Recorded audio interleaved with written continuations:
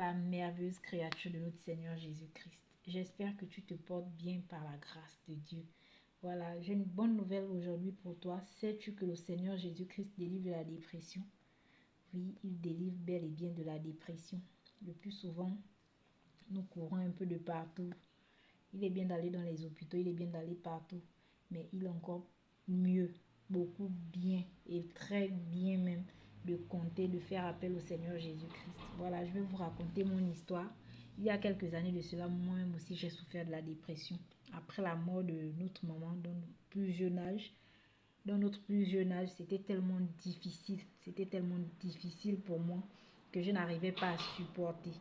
Et après sa mort, je vivais chez mon mari, qui était mon petit ami à l'époque. C'était très, très, très difficile. Le fait de vivre, en fait, pour moi, c'était difficile de vivre chez des gens parce que j'étais tellement jeune.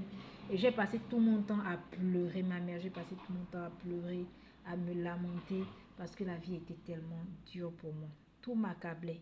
Et c'est ainsi qu'il y a des moments où, après l'activité que j'avais ouverte, puisque après son décès, je ne savais plus quoi faire. Donc, je me suis mis à créer un petit bricole, des petites activités en fait.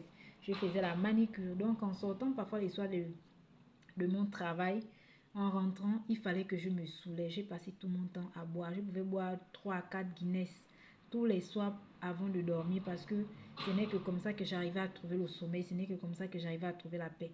Donc, souvent en rentrant, je me mettais à pleurer en marchant, étant bourrée, je me mettais à pleurer. Il y a des moments où j'ai rencontré des moments qui m'arrêtaient. Ma fille, pourquoi tu pleures? À chaque fois que tu passes là, tu es toujours triste, tu pleures.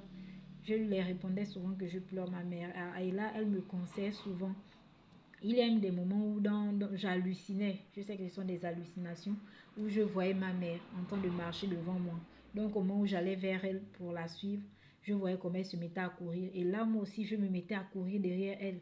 Étant bourrée, je me mettais à courir. Donc je devenais comme une folle, je me mettais à courir. Je criais maman, maman. Donc après, lorsque j'arrivais à un virage, je voyais qu'elle n'était plus là.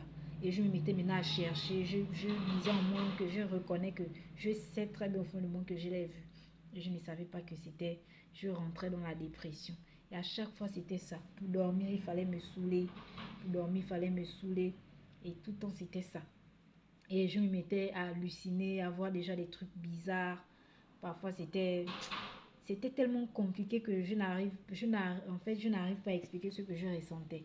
Et c'est ainsi qu'un jour, un matin, je me suis réveillée. Je me suis mis à pleurer. J'ai pleuré, j'ai dit Seigneur, je suis fatiguée, je suis épuisée. Mon Dieu, tu as dit dans ta parole, j'entends souvent les gens dire que tu es le père des orphelins. Je t'en supplie, viens à mon secours. Et en soirée, je me suis assise dans la chambre. Je me suis assise à cette époque-là, j'avais mon bébé sur les bras. Je crois qu'il avait 6 mois. Et je me suis assise dans la chambre, l'enfant était sur le lit, dans la moustiquaire. Je me suis assise, j'étais en train de penser que bon, il faut que je me suicide parce que déjà c'est difficile. Ma mère n'est plus là, la vie en fait ne sert plus à rien. Et je dis que bon, je commence à tuer mon enfant et ensuite je me tue.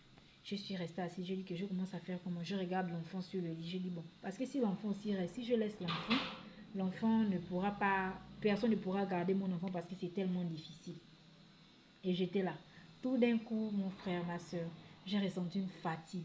Quelque chose qui m'a, en fait, comme si on m'avait donné le somnifère, on m'avait donné en fait un comprimé qui m'avait complètement paralysée afin de ne pas commettre l'acte. Je me sentais épuisée, fatiguée. Je n'arrivais même pas à me lever. La seule force que j'ai eue, c'est d'aller me retrouver sur le lit, dans la moustiquaire avec l'enfant. Je suis restée, donc j'avais les yeux à moitié ouverts, mais je ne sentais plus mon corps bouger. Et là, ce merveilleux jour, j'ai vu la moustiquaire. La moustiquaire a bougé fortement, comme s'il y avait une tempête dans la chambre.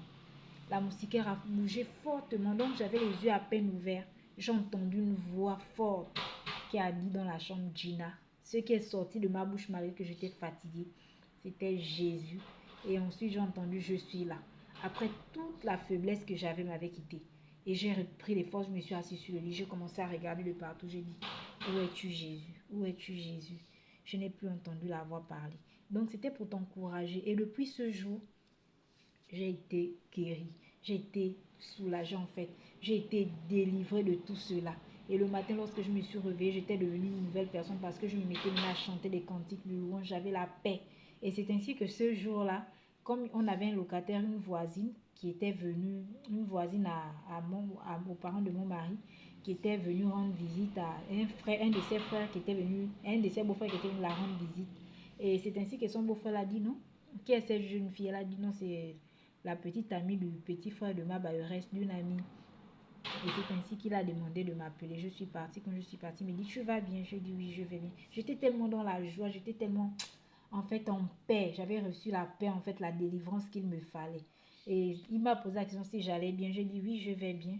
Il me dit, tu sais que Jésus est là avec toi? Je dis, oui. Il me dit, comment tu le sais? Je dis, parce qu'il est venu me visiter hier dans la nuit. Il me dit, gloire à Dieu. Sache que peu importe ce que tu peux traverser, lorsque tu cries à Jésus, Jésus est là. Jésus est près de toi. Et tu vois qu'il t'a délivré. Je dis, oui. Il me dit, qu'est-ce que tu ressens? Je dis, je ressens la paix dans mon cœur. Et j'étais tellement heureuse jusqu'aujourd'hui. Le Dieu de ma consolation, le Dieu de mon miracle continue à me consoler et continue à opérer des miracles dans ma vie. Et ce jour-là, c'était la première fois, pour la première fois que j'avais entendu la voix de Jésus dans ma vie. Je n'étais pas encore chrétienne affermie, je n'étais même pas encore née de nouveau. C'est vrai que j'allais dans les assemblées, je m'embrouillais encore un peu, puisque j'étais encore dans le péché un peu de partout. Mais ce jour-là, Jésus n'a pas regardé à qui j'étais, à la fornication dans laquelle j'étais, à tout ce que j'étais, le vin que je buvais, la prostitution, la position dans laquelle j'étais, puisque quand je parle de prostituée, c'est pas forcément dire que je m'en vais dans la rue, aller, non, puisque j'avais des copains, et Jésus n'avait pas regardé à ça. Il a regardé à ce cœur de père, au père des orphelins. Il a regardé au cri de quelqu'un qui était dans la détresse, au cri d'une jeune fille qui était dans la dépression, et il est venu, il m'a délivré de la dépression. C'est pourquoi je t'encourage encore. Je te dis, pour toi qui as l'intention de te suicider, pour toi qui as l'intention de tout abandonner parce que tu n'arrives pas à t'en sortir, tu n'arrives pas à sortir de la dépression, parce que les gens te jugent, les gens se moquent de toi. Mon frère, ma soeur, Jésus délivre de la dépression. Jésus délivre de l'orphelinat. Et pas seulement il m'a juste délivré de la dépression, mais il a aussi été ce père. Et il est toujours ce père et cette mère que j'avais perdue. Il est là, il me prend. En fait, il occupe toute cette place, quoi. Il occupe la place de ma mère. Quand j'ai besoin d'une mère, il est là. Quand j'ai besoin d'un père, il est là. Quand j'ai besoin d'un frère, il est là. Quand j'ai besoin d'un meilleur ami, il est là. Crie à Jésus. C'est l'encouragement que je veux encore t'apporter aujourd'hui. Que le Seigneur te bénisse.